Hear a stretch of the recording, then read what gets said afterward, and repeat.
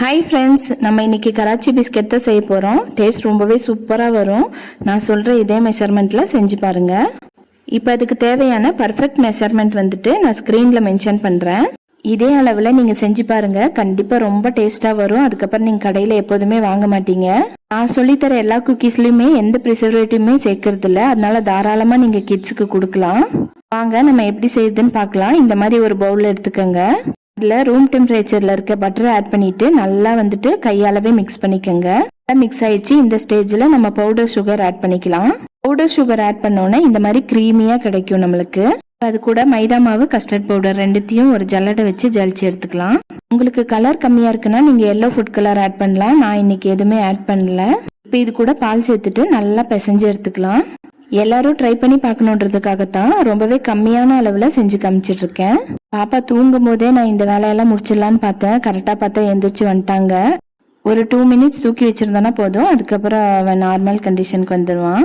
இப்போ மாவை நல்லா பிசைஞ்சு எடுத்துக்கலாம். உங்களுக்கு மாவு வந்து ரொம்ப லூஸாக இருக்க மாதிரி இருந்தால் 5 மினிட்ஸ் ஃப்ரிட்ஜில் செட் பண்ணி அதுக்கப்புறம் எடுத்துக்கோங்க. கரெக்டான கன்சிஸ்டன்சிக்கு வந்துடும். இப்போ இந்த மாவு கூட டூட்டி ஃப்ரூட்டி, அதுக்கப்புறம் உங்களுக்கு என்ன நட்ஸ் வேணுமோ அதை ஆட் பண்ணிட்டு நல்லா மிக்ஸ் பண்ணி விட்டுருங்க. நீங்கள் கொஞ்சம் அதிகமான அளவில் பண்ணுறீங்கன்னா பீட்டர் வச்சு பண்ணிக்கோங்க. இப்போ நம்ம அளவு ரொம்பவே கம்மியாக எடுத்திருக்கனால நம்மளுக்கு கையில் பண்ணாதான் சரியாக வரும். இப்போ பாருங்கள் மாவு எவ்வளோ சாஃப்டாக வந்திருக்கு. உங்களுக்கு தேய்க்கும் போது மாவு கொஞ்சம் ஒட்டுற மாதிரி வருதுன்னா நீங்கள் லைட்டாக மைதா மாவு தூவிட்டு அதுக்கப்புறம் நீங்கள் தேய்ச்சிக்கலாம். பிஸ்கெட் செய்யும் போது ரொம்ப முக்கியமான ஸ்டேஜ் இது. ஒரு சப்பாத்தி கட்டை வச்சு நல்லா இப்படி தேய்ச்சி விட்டுருங்க. இப்போ இந்த மாதிரி ஸ்கேல் வச்சுட்டு எல்லா சைடும் ஈவனாக பண்ணி விட்டுருங்க. இப்போ மறுபடியும் நம்ம சப்பாத்தி கட்டை வச்சு தேய்ச்சிக்கலாம். இதே ப்ராசஸ் வந்துட்டு ஒரு 2-3 டைம் செஞ்சிங்கன்னா தான் உங்களுக்கு அந்த வந்து ஒரே திக்னஸில் கிடைக்கும் எல்லா பிஸ்கெட்டும். அப்போ தான் பேக் ஆகும் போது ஒரே டைமில் எல்லாமே பர்ஃபெக்டாக பேக் ஆகிருக்கும்.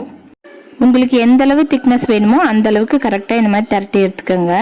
பொதுவாகவே பிஸ்கெட்டோட திக்னஸ் எதுன்னு பார்த்தீங்கன்னா நம்ம விரலில் ஃபஸ்ட்டு கோடு ஒன்று இருக்குல்ல, அதில் பாதி அளவு இருக்கணும் திக்னஸ்ஸு.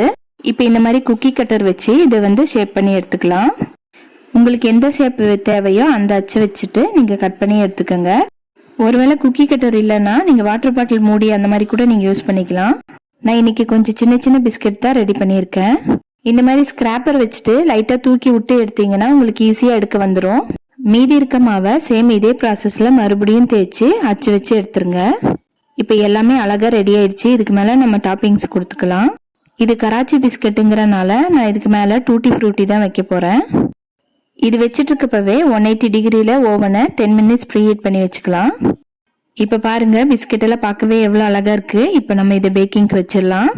பேக்கிங் டைம் பார்த்தீங்கன்னா 12 மினிட்ஸ்லேருந்து 15 மினிட்ஸ்க்குள்ளே நம்மளுக்கு பேக் ஆகிடும். 12 மினிட்ஸ்க்கு அப்புறம் லைட்டாக பிஸ்கெட்டை ஒரு இந்த மாதிரி ஸ்கேல் வச்சுட்டு நல்லா மூவ் பண்ணி பாருங்கள். மூவ் ஆச்சுன்னு சொன்னால் பிஸ்கெட் பேக் ஆகிருக்குன்னு அர்த்தம். பிஸ்கெட் வெளியில் எடுத்தோடனே பார்த்தீங்கன்னா ரொம்ப சாஃப்டாக இருக்க மாதிரி இருக்கும். ஒரு 1/2 hour கழிச்சு நல்லா ஆறுனதுக்கு அப்புறம் பார்த்தீங்கன்னா நம்மளுக்கு கரெக்டான பதத்துக்கு இருக்கும். இன்னொரு சூப்பரான ரெசிபியோட நெக்ஸ்ட் வீடியோவில் பார்க்கலாம். பாய்.